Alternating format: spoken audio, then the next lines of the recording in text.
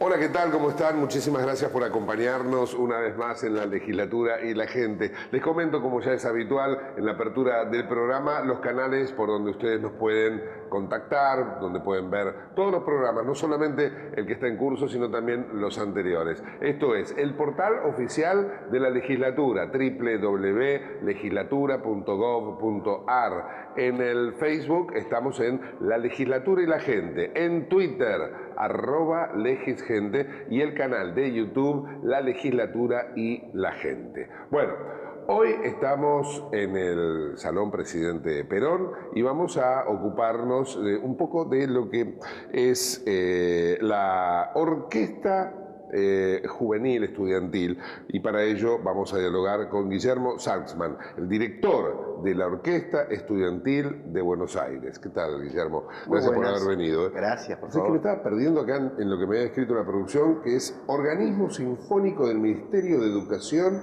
del Gobierno de la Ciudad, dependiente de la Subsecretaría de Equidad Educativa, y se han presentado en el Salón Dorado aquí, la legislatura porteña. El último concierto fue la semana pasada, sí. Claro. En este lugar. Por eso es que quería leerlo puntualmente para no equivocarme en nada. Bueno, contame un poquito cómo nace esta orquesta estudiantil. ¿Cuántas horas querés que hable? Bueno, Orquesta Estudiantil es un proyecto que nació hace ya 33 años. Es la orquesta más antigua de la Argentina, que sigue teniendo vigencia y ininterrupción en el paso del tiempo. Había una mucho más antigua que duró más años, pero se interrumpió, que desgraciadamente fue la Orquesta de Radio Nacional, claro, que duró muchísimos más años, pero desgraciadamente por los años 70 se interrumpió su actividad. Pero de las que están en actividad es la más antigua. Nació en el ámbito del normal número 2, Mariano Acosta, en la época que existía el sistema de proyectos especiales dentro de ciertos normales, que se llamaba Proyecto 13, en lo cual los profesores tenían horas de cátedra extra para actividades extracurriculares. Y cuando yo empecé a trabajar en el normal número 2 como profesor de música, se me ocurrió de por qué no tener una actividad que no sea solamente coro, sino una actividad de una pequeña orquesta, ya que es algo muy común en Europa y en Estados Unidos que las escuelas tengan orquestas. Y pese a las reticencias al principio de que haya un organismo orquestal, al año ya éramos el organismo más importante de música de la orquesta, y después de 10 años tuvimos la suerte de que apareció en un momento el que era en ese momento el director de enseñanza superior, a lo cual yo lo abordé y le dije: tengo un proyecto para hacer esto con todas las escuelas normales. Bueno, cuando tenga tiempo venga a verme. ¿Cuándo quiere que lo vaya a ver? Lo tengo ahora. Bueno, mire, elabórelo cuando usted pueda. Acá está. ¿Cuándo? Bueno, mañana me puede venir. ¿A qué hora quiere que vaya? Y obviamente me jorobó con eso y me dio una hora a la mañana. Obviamente en esa época no existía todavía las computadoras, obviamente las canas no son pintadas. Y estuve toda la noche a máquina haciendo todo el proyecto para elaborarlo. Y obviamente a las 9 de la mañana estuve ahí. Y ahí nació el primer germen de lo que fue la orquesta estudiantil, que primero fue la orquesta de las escuelas normales, después la orquesta de todo el sistema educativo del Ministerio de Educación de la Nación, después nos transfirieron a la municipalidad, vagamos por muchas instancias hasta que caímos finalmente en el comienzo del gobierno del ingeniero Macri, caímos directamente en la unidad ministro del ministro de Educación del gobierno de la ciudad, que ahí lo engatusé con un proyecto de grabar todos los himnos escolares, que fue el primer trabajo importante que hizo la orquesta a nivel de todas las escuelas, y que se envió a todas las escuelas una muy buena grabación de todos los himnos escolares, para no tener solamente la versión de las marchas de bandas militares, que era una versión sinfónica y sin coro, para que los chicos canten, no que muevan los labios mientras están cantando otros. Muy bueno. Y a partir de ahí, bueno, la orquesta creció muchísimo. Ahora tenemos Una orquesta que ya tiene una proporción sinfónica, somos una orquesta que tenemos 85 instrumentistas estables, que goza también de un sistema de viáticos, ya que no son becas, sino son viáticos que cobran los chicos durante los 10 meses que trabaja la orquesta en el año, desde febrero y hasta marzo. Tenemos una orquesta que está provista después de muchos años y golpear obviamente cada puerta de cada ministro de turno que pase. Mire, necesitamos, mire, necesitamos, mire, necesitamos. Y así como un tábano, hasta de que tome y váyase, no me moleste más. Conseguimos un instrumental que es realmente de envidia para otras orquestas. ¿Y dónde funcionan como tal? En este momento estamos funcionando en el contrafrente de la Escuela Normal Mariano Acosta. Ahí en el fondo de la escuela, que es un edificio histórico que tiene media manzana de tamaño y que nuestra entrada es independiente por la esquina de 24 de noviembre y Moreno, que compartimos con un jardín de infantes. Cuando termina el jardín de infantes de actuar, nosotros tenemos la entrada libre hasta hacia nuestra sala de ensayos. ¿Y la sala de ensayos tiene una acústica? Bueno, hace ya 8 años nos prometieron sala nueva, todavía no se ha complementado. Mire, necesitamos acústica, mire... Necesitamos sala, necesitamos un lugar para ensayar. Nuestra sala, tenga en cuenta que a los 85, cuando tiene que ir alguien al baño, se tiene que levantar media orquesta. Claro. Nuestra sala es muy pequeña. ¿A qué edad se comienza en la no hay límite de ingreso. Pero tiene que haber una edad. No, si usted es un niño talento prodigio que a los 6 años toca bien el violín, puede entrar. Ah, ¿sí? Si hay edad límite de permanencia en la misma. Ingreso es hasta los 25. ¿Dónde deja de ser estudiantil? Y a los 31 es jubilación obligatoria. Claro, cuando crece la barba ya empieza... Cuando crece la barba hoy en día puede estar con barba todo eso. Pero a los 31 ya es jubilación obligatoria porque se supone que ya a esa edad ya hasta tuviste que terminar la facultad o el conservatorio. Claro. Y la idea que tiene ese título de ser orquesta estudiantil porque la idea es que todos los integrantes son miembros de los diversos sistemas educativos que pueden existir tanto en la ciudad como en el Gran Buenos Aires, que sean universitarios, secundarios, primarios, artísticos, polimodales como existían en un momento, o universitarios o profesorados. Voy a hacer una aclaración que me parece que es obvia, pero por las dudas, ¿no? No se enseña música, ya tienen que ir aprendidos de música. La orquesta estudiantil ya es dentro de los organismos orquestales que tiene el gobierno de la ciudad, que son muchos porque hay muchas orquestas taller como la nuestra ya es la orquesta que prepara directamente el instrumentista para la vida profesional. O sea, uno de los orgullos de la estudiantil es que muchísimos de los estudiantes de la estudiantil que abandonan la estudiantil la abandonan justamente porque ya ingresan a los estamentos profesionales. Claro. O sea que la orquesta nuestra ya es un nivel semiprofesional tanto en el repertorio como en lo que está haciendo. O sea, no es una escuela de enseñanza de instrumentos, sí es una escuela de práctica intensiva orquestal. Claro. ¿Y qué tiempo le tiene que dedicar cada miembro a la orquesta?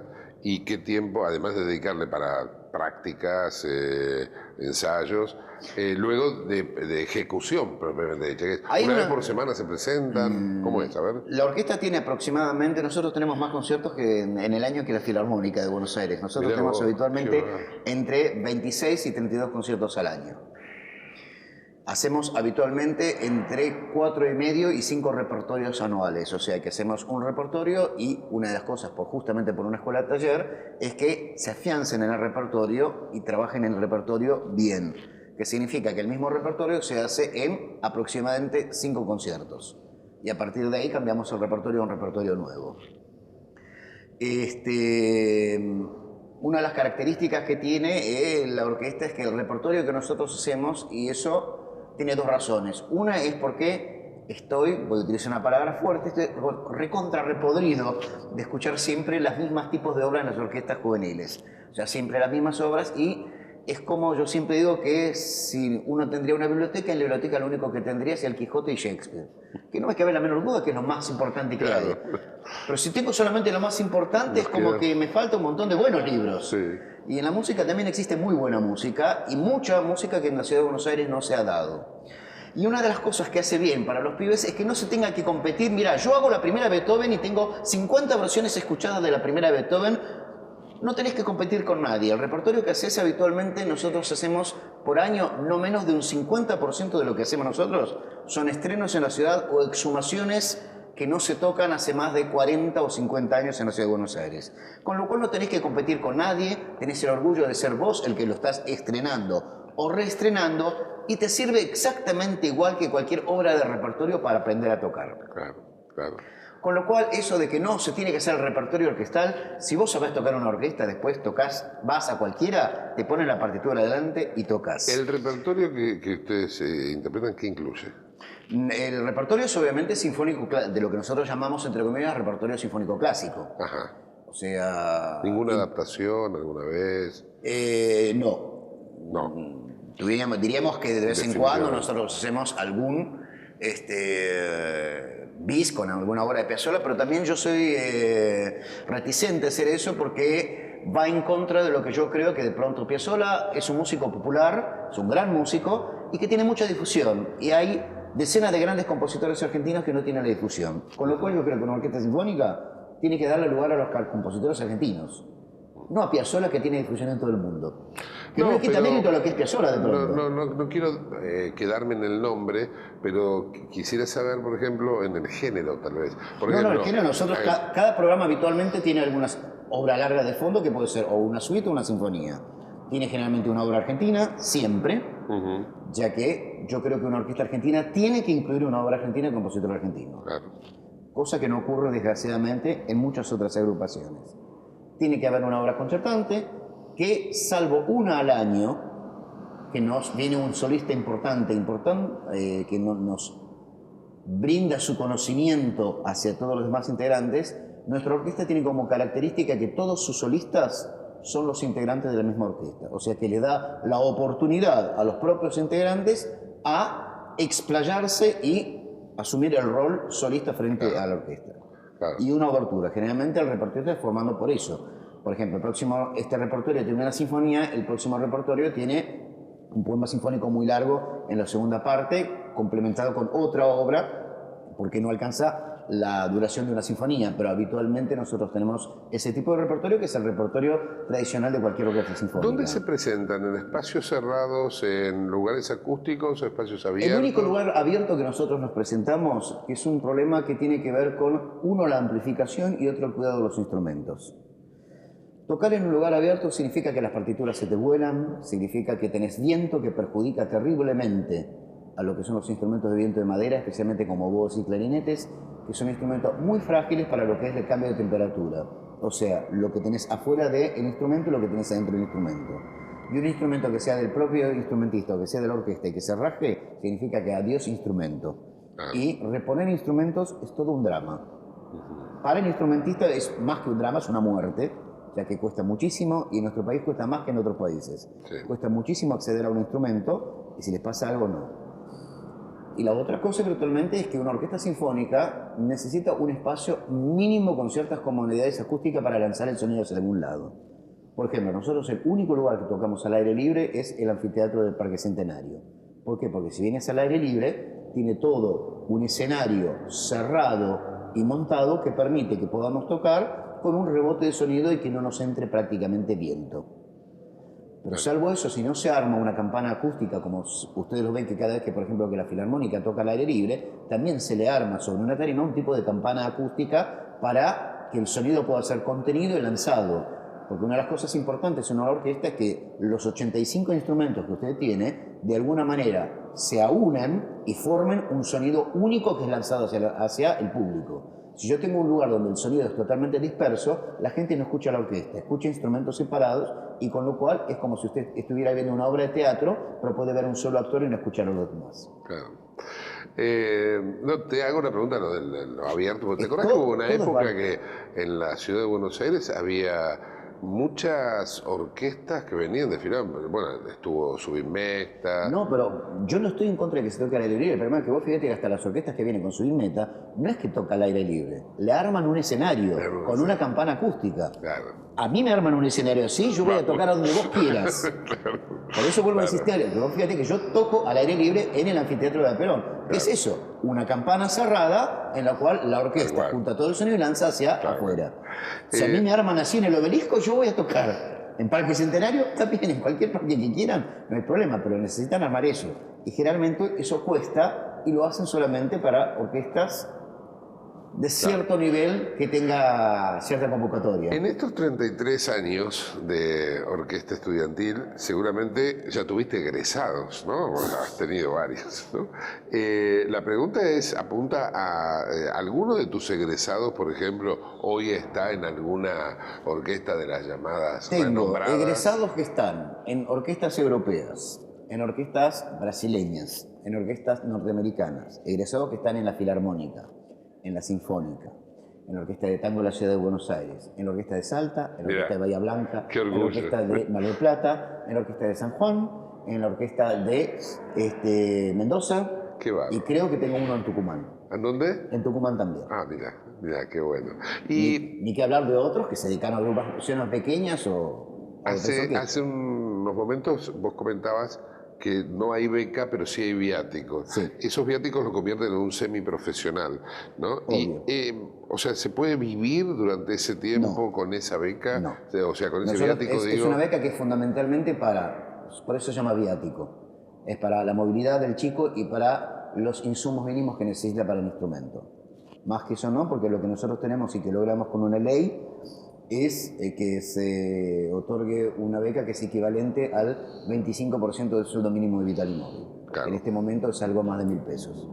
¿Cómo hace alguien que tenga la inquietud, ahora por ahí está mirando el programa y dice, yo quiero estar ahí?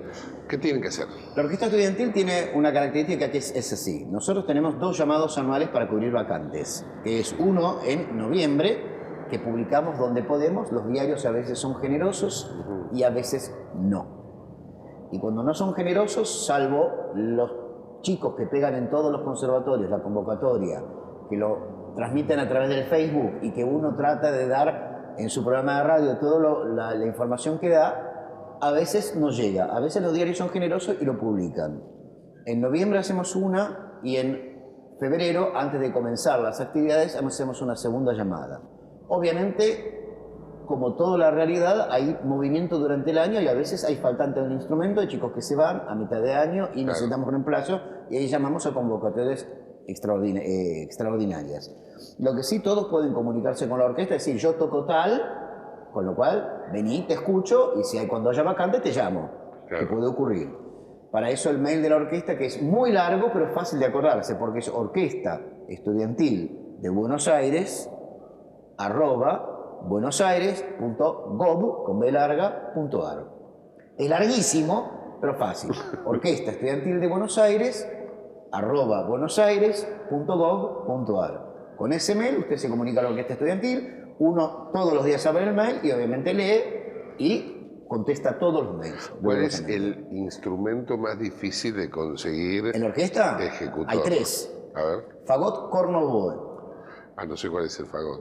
El fagot es el instrumento que, si vos lo ves, es uno que está tocando atrás así, que es un instrumento que tiene una S metálica que va para abajo y va para arriba de vuelta, que es el más grave de la familia las maderas. Y el problema es que es un instrumento que vos tenés en cuenta que lo puede estudiar, desgraciadamente, o alguien que empezó en una de las orquestas juveniles de la ciudad y la ciudad lo tiene, que no son muchas que lo tienen, que es un instrumento que, usado en Buenos Aires, estamos hablando de no menos de 15.000 pesos. El instrumento, usado y viejo. Un instrumento nuevo, un fagot, estamos hablando de 6.000, 7.000 dólares para arriba puesto en Buenos Aires, y no un gran fagot. O sea que son instrumentos que son muy caros y obviamente son muy requeridos. Son los instrumentos en los cuales dice, yo no sé tocar nada, pero tengo el fagot, vení. El pibe de la pelota. Y al flautista le haces una prueba terrible, tocame el concierto de tal, el concierto de tal. Fagot, mostralo, vení. Y los otros 2 instrumentos eran... Es el oboe y el corno. El corno también es bastante complicado de encontrar. Claro. Más porque, y encima son instrumentos que desgraciadamente uno lo tiene poco tiempo en la orquesta porque son instrumentos muy requeridos. Entonces apenas empiezan a tener un poco de training orquestal, pasan inmediatamente profesionales. Sí, sí, ya lo están buscando Obvio, las otras orquestas. Desesperadamente. ¿Más mujeres que varones, más hombres que mujeres? Es muy repartido. Nosotros generalmente andamos más o menos en 50 y 50. Algún año vos tenés 54, sí. 46, al otro año tenés 52 de un lado y 48 del otro. Es muy repartido, no hay ¿En total cuántos son los integrantes? 85. ¿Ahí está incluido el coro? No, es orquesta solamente. ¿No hay coro que forme parte de la orquesta? No, el coro, nosotros no tenemos coro. Ah, yo pensé que venía con coro. La orquesta va a actuar este año, por ejemplo, el tercer programa nosotros lo hacemos con el coro en voz alta, que es el coro de docentes del gobierno de la Ciudad de Buenos Aires. Sí.